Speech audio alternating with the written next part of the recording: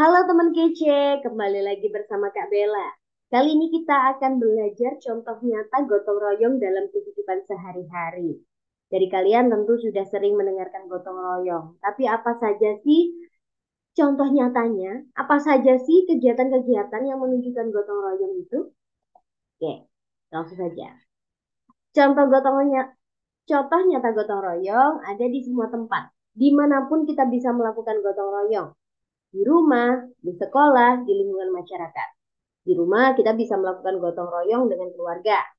Di sekolah kita bisa melakukan gotong royong bersama teman, bersama guru, maupun dengan warga sekolah yang lain. Dan di lingkungan masyarakat, kita juga bisa melakukan gotong royong dengan tetangga. Nah, apa saja sih kegiatannya? Kita ulas satu-satu. Yang pertama adalah gotong royong di rumah.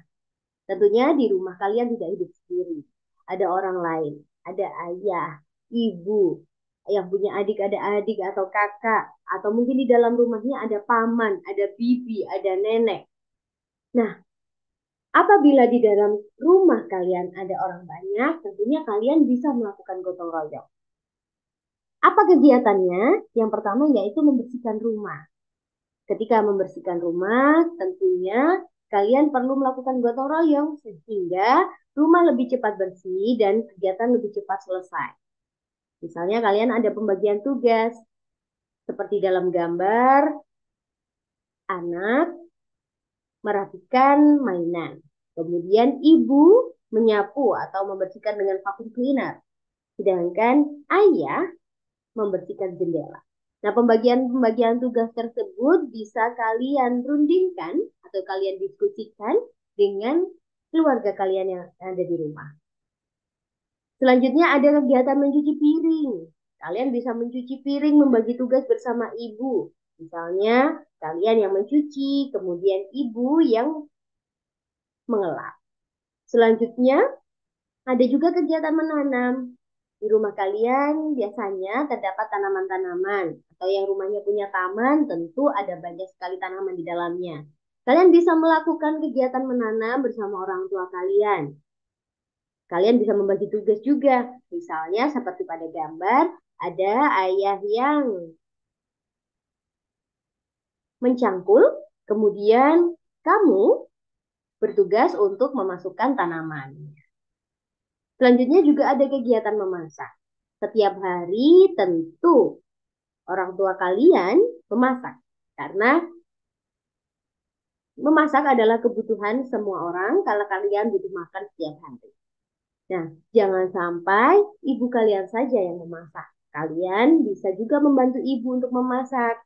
Kalian juga bisa membagi tugas bersama ibu. Kalian bisa melakukan hal-hal sederhana, misalnya mencampurkan bahan makanan, atau kalian juga bisa menghias makanan.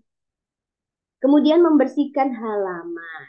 Kalian bisa membersihkan halaman bersama dengan keluarga kalian. Kalian bisa mencabut rumput, bisa menyapu daun-daun yang jatuh, mengambil sampah.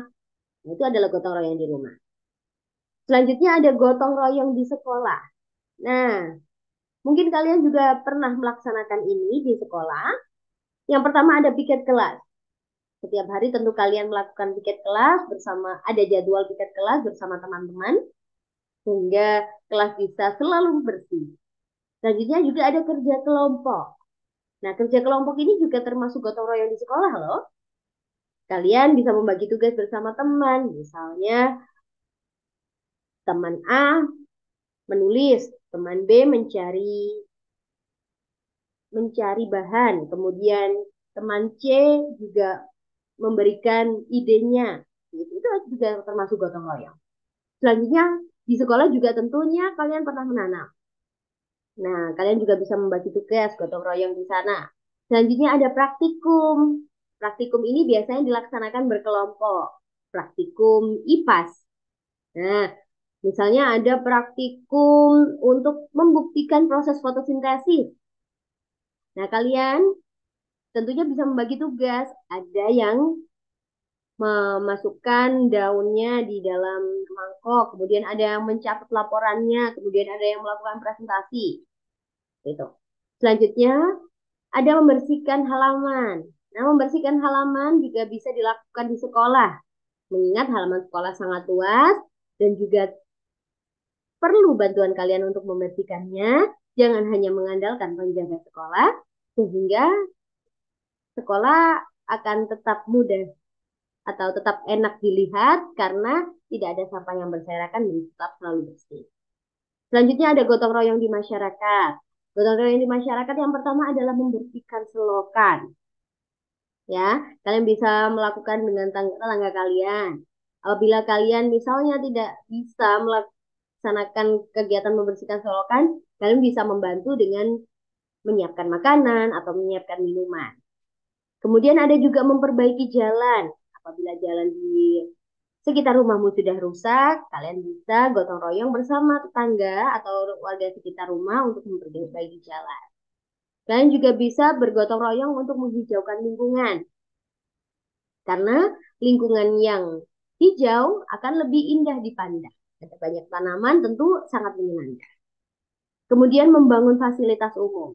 Nah, di masyarakat tentu ada fasilitas-fasilitas umum seperti tempat ibadah atau mungkin jembatan. Nah, itu adalah fasilitas umum yang dapat dibangun oleh masyarakat. Tentunya tidak dibangun sendirian. Ada perlu kerjasama dengan warga-warga sekitar agar fasilitas tersebut dapat dibangun dengan cepat dan juga sesuai dengan keinginan warga. Kemudian ada kerja bakti. Nah, ini biasanya ada jadwal-jadwal tertentu bagi warga lingkungan. Kadang ada warga lingkungan yang menjadwalkan kerja bakti 1 bulan sekali. Atau mungkin 1 minggu sekali melakukan kerja bakti. Sehingga lingkungan akan selalu terlihat asri. Selain gotong royong di masyarakat, di sini Kak Bella juga akan jelaskan tradisi gotong royong di Indonesia. Gotong royong ini sudah menjadi tradisi turun-temurun dari lama sekali. Yang pertama di sini ada Rambu Solo di Toraja, yaitu upacara pemakaman untuk orang yang sudah meninggal. Kemudian ada tradisi Morakabola di Sulawesi Selatan. Ini adalah tradisi mengangkat rumah atau memindahkan rumah. Tentunya ini perlu gotong royong dan tidak bisa sendirian. Selanjutnya ada tradisi Sinoman di Jawa. Tradisi Sinoman ini adalah membantu orang yang punya hajat atau yang memiliki acara. Kemudian di sini juga ada tradisi nganggung di Kabupaten Bangka, di mana orang-orang membawa makanan dan kemudian dikumpulkan. Dan kemudian makanan tersebut dibagikan kepada warga juga. Selanjutnya ada tradisi Huyula di Gorontalo. Nah, ini ada kegiatan membangun membangun rumah. Ya. Selanjutnya ada tradisi ngayah di Bali, yaitu tradisi untuk membantu sebuah acara. Jadi semua warga gotong royong untuk mempersiapkan acara tersebut. Nah, itu tadi adalah contoh nyata gotong royong dalam kehidupan sehari-hari. Semoga bermanfaat bagi kalian dan kalian dapat lebih memahami tentang contoh nyata dan kegiatan-kegiatan gotong royong dalam kehidupan. Terima kasih, sampai jumpa.